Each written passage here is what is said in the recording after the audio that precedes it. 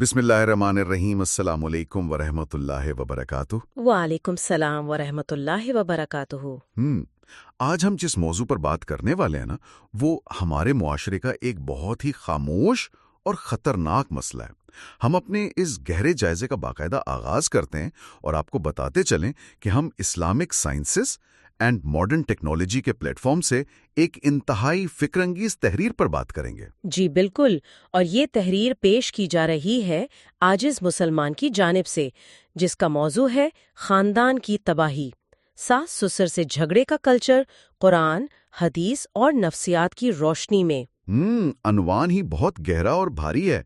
मतलब इस जायजे का हमारा जो बुनियादी मकसद है या मिशन कह लें, वो ये समझना है कि जो चीजें बज़ाहिर हमें बहुत छोटी लगती हैं ना, वो कैसे खामोशी से हमारे घरों को तबाह कर रही हैं। सही कह रहे हैं आप।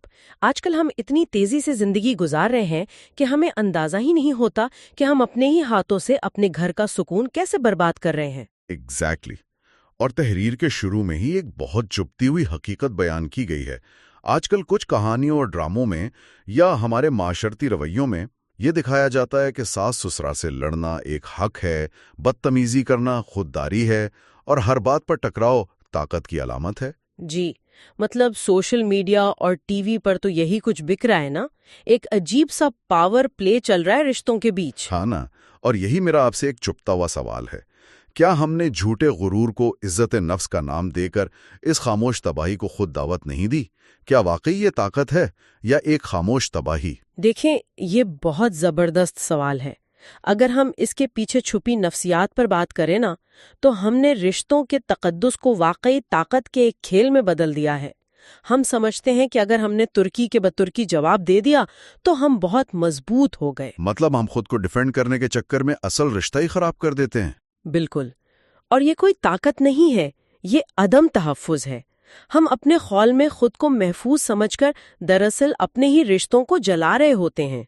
ये खामोशी से होने वाली एक ऐसी तबाही है जिसका असर शायद फौरन नजर ना आए, लेकिन अंदर ही अंदर सब कुछ खोखला हो जाता है। 100%।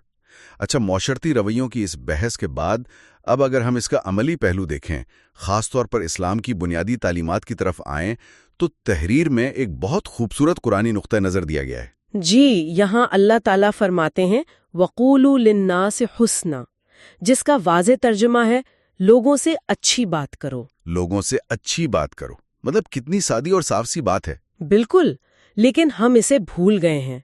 देखें, इस्लाम का मकसद सिर्फ इबादत तक महदूद नहीं है, बल्कि ये अखलाक और ताल्लुकात को संवारने का नाम है।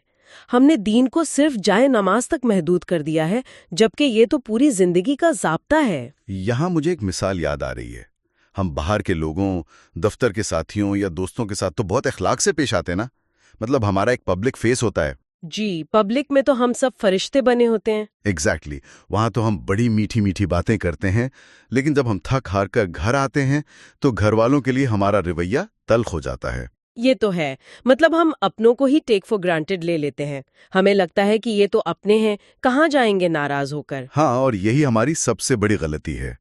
इसी बात को आगे बढ़ाते हुए मतन में एक बहुत ही जबरदस्त हदीस का हवाला शामिल किया गया है। रसूलुल्लाह सल्लल्लाहु अलैहि वसल्लम ने फरमाया, मुसलमान वो है जिसकी ज़बान और हाथ से दूसरे महफूज रहें। सुभान अल्लाह, कितनी गहरी बात है। और देखें, इस बात पर जोर देना बहुत जरूरी है कि ये उसूल सिर्फ बाहर के लोगों के लिए नहीं है, बल्कि घर वालों के लिए सबसे पहले है। यानी चैरिटी बिगिंस एट होम। बिल्कुल। अगर आपकी जबान से आपके घर वाले ही महफूज नहीं हैं, तो फिर बाहर वालों से अच्छे अखलाक का क्या फायदा। सही। तो मजहबी नुक्ता नज़र से निकलकर अगर हम थोड़ा और गहराई में जाएं, तो मेरा सवाल ये है कि जब हम इन उसूलों को छोड़ देते हैं तो फिर हमारे जहन और जिस्म पर क्या गुजरती है? ये वो मकाम है जहाँ घर के मैदाने जंग बनने की नफ्सियात शुरू होती है। नफ्सियाती हकीकत ये है कि जब एक घर में बार बार झगड़ा हो तो जहनी दबाव बढ़ता है, गुस्सा मामूल बन जाता है और इंसान उसे नॉर्मल समझने लगता है। ओह, गुस्से को ही हम अपना नॉर्मल समझ लेते हैं। ये तो बहुत खतरनाक बात है। जी बिल्कुल। आपका दिमाग हर वक्त एक अलर्ट पोजीशन में रहता है, जिसे हम फाइट और फ्लाइट मोड कहते हैं। और फिर उसके 6 नुकसानात हैं जिन पर तहरीर में बड़ी गहरी बहस की गई है। پہلا نقصان یہ ہے کہ گھر کا سکون ختم ہو جاتا ہے، اور گھر جو سکون کی جگہ ہونی چاہیے جھگڑوں کی وجہ سے میدان جنگ بن جاتا ہے۔ جی، انسان باہر سے سکون کی تلاش میں گھر آتا ہے، لیکن اگر گھر کے اندر ہی بارودی سرنگیں بچھی ہوں تو وہ کہاں جائے؟ بالکل۔ اور دوسرا نقصان تحریر میں بتایا گیا ہے کہ رشتوں میں نفرت آ جاتی ہے۔ یعنی چھوٹی باتیں دل میں جمع ہو کر بڑی نفرت بن جاتی ہیں۔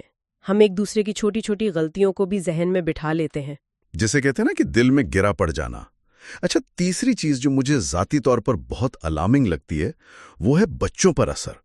میں تو کہتا ہوں بچے ایک سپنج کی طرح ہوتے ہیں جو ماحول کی تمام تلخیوں کو بس خاموشی سے جذب کر لیتے ہیں۔ آپ نے بالکل صحیح تشبیہ دی۔ بچے جھگڑا دیکھ کر سیکھتے ہیں اور وہی رویہ آگے لے جاتے ہیں۔ وہ بظاہر خاموش بیٹھے ہوتے ہیں لیکن ان کا ذہن وہ ساری تلخی ریکارڈ کر رہا ہوتا ہے۔ اور پھر وہ سمجھتے ہیں کہ شاید زندگی گزارنے کا یا اختلاف کرنے کا یہی ایک طریقہ ہے کہ اونچی آواز میں بات کی جائے۔ ایگزیکٹلی۔ پھر چوتھا نقصان جو ہم دیکھتے ہیں وہ ہے شوہر اور بیوی کا رشتہ۔ ساس سسر کے جھگڑے کیسے ان دونوں کے رشتے کو متاثر کرتے ہیں، یہ ہمارے معاشرے کا ایک بہت بڑا المیہ ہے۔ بیچارہ شوہر تو ایک چکی میں پس رہا ہوتا ہے نا، ایک طرف ماں ہے دوسری طرف بیوی ہے، اور بیوی بھی مسلسل اس دباؤ کا شکار رہتی ہے کہ اس کا شوہر اس کا ساتھ کیوں نہیں دے رہا۔ اور اسی مسلسل کشمکش کی وجہ سے پانچواں نقصان سامنے آتا ہے، یعنی ذہنی بیماریاں۔ مسلسل تناؤ کی وجہ سے بے چینی، ڈپریشن اور غصہ بڑھتا ہے۔ آج کل تو اینزائٹی اور ڈپریشن کی گولیاں کھانا ایسے ہو گیا ہے جیسے کوئی عام سی بات ہو۔ یہ اسی تناؤ کا ہی تو نتیجہ ہے۔ جی، جسم اور دماغ آخر کب تک یہ سب برداشت کر سکتے ہیں؟ اور پھر چھٹا اور سب سے آخری نقصان ہے خاندان کی ٹوٹ پھوٹ، اور آخرکار یہی جھگڑے، طلاق اور خاندان کے ٹوٹنے کا سبب بنتے ہیں۔ اللہ رحم کرے، ایک ہنستا کھیلتا گھر صرف انا کی بھینٹ چڑھ کر بکھر جاتا ہے۔ بالکل، اور یہ سب سے تکلیف دہ مرحلہ ہوتا ہے۔ تو بھئی ہم نے اثرات اور نقصانات تو دیکھ لیے کہ گھر ٹوٹ رہے ہیں، بیماریاں آ رہی ہیں، لیکن اس سب کی اصل جڑ کیا ہے؟ تحریر کے اس اہم حصے پر اگر ہم روشنی ڈالیں تو اصل مسئلہ ساس یا بہو نہیں، بلکہ یہ ہے کہ ہم نے برداشت، احترام اور صبر کو چھوڑ دیا ہے۔ مطلب ہم نے افراد کو ویلن بنا دیا ہے، حالانکہ اصل مسئلہ ہمارا اپنا رویہ ہے۔ جی، ایک اہم حقیقت جو متن میں بڑی خوبصورتی سے بیان کی گئی ہے وہ یہ کہ ہر ساس غلط نہیں ہوتی اور ہر بہو بھی غلط نہیں ہوتی، لیکن جب دونوں طرف انا، غصہ اور ضد آ جائے تو مسئلہ بڑھ جاتا ہے۔ انا اور ضد، یہ دو چیزیں واقعی انسان کو اندھا کر دیتی ہیں۔ بالکل، اور پھر ایک چھوٹی سی بات بھی انا کا مسئلہ بن جاتی ہے۔ تو اب اس کا پائیدار حل کیا ہے؟ ہم اسے روزمرہ زندگی پر لاگو کیسے کر سکتے ہیں؟ تحریر میں 5 حل بتائے گئے ہیں جنہیں ہم مل کر ڈسکس کرتے ہیں۔ پہلا حل ہے احترام، یعنی ہر حال میں عزت دینا ضروری ہے۔ جی، احترام ہی تو وہ باؤنڈری ہے، وہ حد ہے جو رشتوں کو بکھرنے سے بچاتی ہے۔ چاہے اختلاف کتنا ہی شدید کیوں نہ ہو، لہجے کی عزت ختم نہیں ہونی چاہیے۔ صحیح۔ اور دوسرا حل ہے برداشت۔ اب یہاں میرا آپ سے ایک پش بیک سوال ہے، کیا برداشت کا مطلب ہر ظلم سہنا ہے؟ مطلب کیا انسان بس چپ کر کے پستا رہے اور کچھ نہ بولے؟ نہیں، دیکھیں، برداشت کا ہرگز یہ مطلب نہیں ہے کہ آپ ظلم سہتے رہیں۔ متن کی روشنی میں اگر ہم اسے سمجھیں تو اس کا مطلب یہ ہے کہ ہر بات کا جواب دینا ضروری نہیں ہے۔ ہر بات کا جواب دینا ضروری نہیں، یہ بہت زبردست بات ہے۔ جی، بعض اوقات ہم صرف بحث جیتنے کے لیے بولتے ہیں۔ اگر آپ کو لگتا ہے کہ خاموشی اختیار کرنے سے وقتی طور پر غصے کی آگ بجھ سکتی ہے تو وہ خاموشی کمزوری نہیں بلکہ حکمت ہے۔ زبردست۔ اور پھر تیسرا حل ہے بات چیت۔ مسئلہ چھپانے کے بجائے پیار سے حل کریں۔ ایگزیکٹلی۔ ہمارے ہاں لوگ یا تو چیختے ہیں یا پھر خاموش ہو کر دل میں بغض رکھ لیتے ہیں۔ بات چیت کے دروازے کھلے رکھنا بہت ضروری ہے، اور بات چیت بھی طنز کے بغیر ہونی چاہیے۔ اچھا، چوتھا حل ہے معاف کرنا، یعنی دل صاف رکھیں۔ یہ کہنا تو آسان ہے، لیکن پریکٹیکل زندگی میں معاف کرنا کتنا مشکل ہے۔ جی، مشکل ضرور ہے، لیکن معاف کرنا دراصل خود کو اس ذہنی اذیت سے آزاد کرنا ہے۔ جب تک آپ دل صاف نہیں کریں گے آپ خود سکون سے نہیں سو سکتے۔ کیا بات کہی آپ نے۔ اور ان سب باتوں کو، ان سب انسانی کوششوں کو جو چیز اصل طاقت بخشتی ہے وہ ہے 5واں حل، اللہ سے تعلق، نماز اور دعا انسان کو نرم بناتی ہے۔ بے شک جب انسان اللہ کے سامنے سجدے میں گرتا ہے نا تو اس کے اندر کی میں اور اکڑ خود بخود ختم ہونے لگتی ہے، انسان عاجز ہو جاتا ہے۔ اور یہی عاجزی رشتوں کو بچاتی ہے۔ تو اگر ہم اس ساری گفتگو کو سمیٹیں تو حتمی نتیجہ بالکل وہی ہے جو متن کا نتیجہ ہے۔ خاندان لڑنے کی جگہ نہیں بلکہ محبت اور سکون کا مرکز ہے۔ جی، خاندان تو وہ پناہ گاہ ہے جہاں انسان دنیا بھر کے دکھ بھول جاتا ہے۔ بالکل۔ اب ہم متن کے بالکل آخری حصے کو جوں کا تیوں پیش کرتے ہیں، جو ایک لمحہ فکریہ ہے۔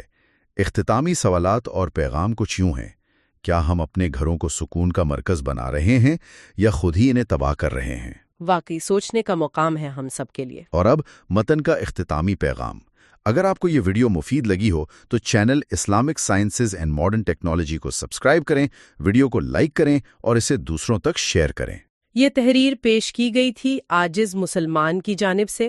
اللہ تعالی ہمیں اپنے گھروں میں محبت، صبر اور سکون پیدا کرنے کی توفیق عطا فرمائے۔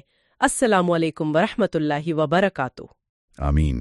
وعلیکم السلام ورحمۃ اللہ وبرکاتہ۔ تو دوستو، اس سب کے اختتام پر میں آپ سننے والوں کے لیے ایک نیا غور و طلب سوال چھوڑے جا رہا ہوں۔ اگر بچے تنازعات کو حل کرنے کا طریقہ صرف اپنے والدین کو دیکھ کر سیکھتے ہیں تو ذرا سوچئے، کل رات گھر میں جو بحث ہوئی تھی، اس سے آنے والی نسل نے زندگی کا کون سا نیا سبق سیکھا؟